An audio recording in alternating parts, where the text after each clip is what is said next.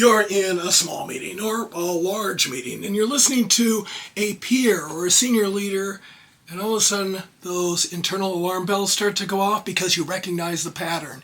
And if you could stop them, you would. But before you can do anything, all of a sudden it falls out of their mouth. The big promise.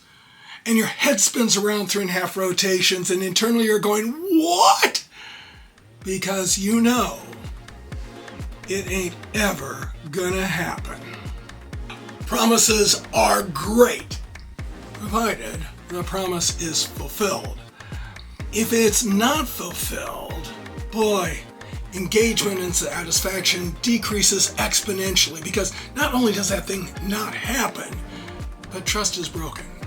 Conversely, if a commitment is paid off, if the promise is made good, engagement and satisfaction goes up because the thing happens and trust is built. So let's talk about wisely said promises.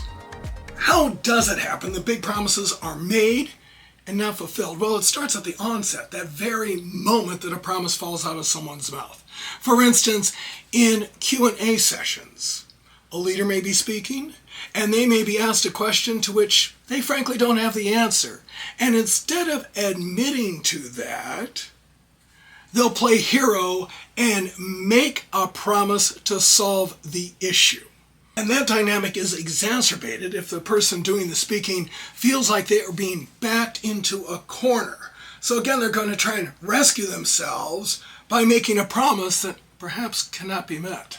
Or let's consider the issue with grace. Perhaps the person speaking really does have a great intent to solve that problem, and so they make a promise on the spot, but they don't have the resources and commitment to back up that promise.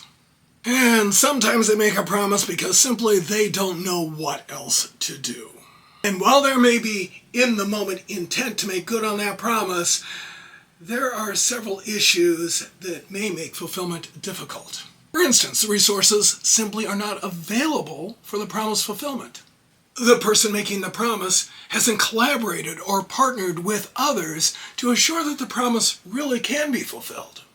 Or the person making the promise simply did not have enough background information. As I said, promises are great. They are commitments. So, a few suggestions on how to do better with those commitments. Rule number 1, don't make a promise simply to get out of a rough situation. Instead, take the information that is offered to you and tell the individual, you know what, let's work on that together. Or I'm going to do my homework on that. Or I'm going to take advice on that. And then follow up with that preliminary commitment, as opposed to putting the whole buffet out there and try and solve it at once.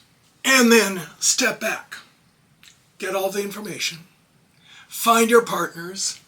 Collaborate. Honestly evaluate your resources. And come to a partner decision on what is possible.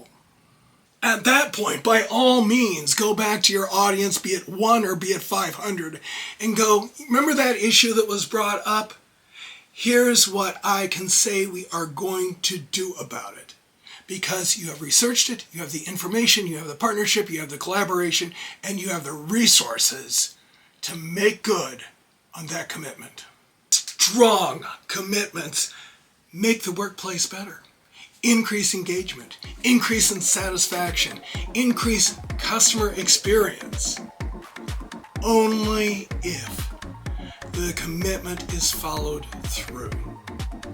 Before making a big promise, think about it carefully, and then make a promise with meaning. I offer coaching and consulting on workplace satisfaction, career growth, leadership development. If you're interested, my contact is in the information. Thank you.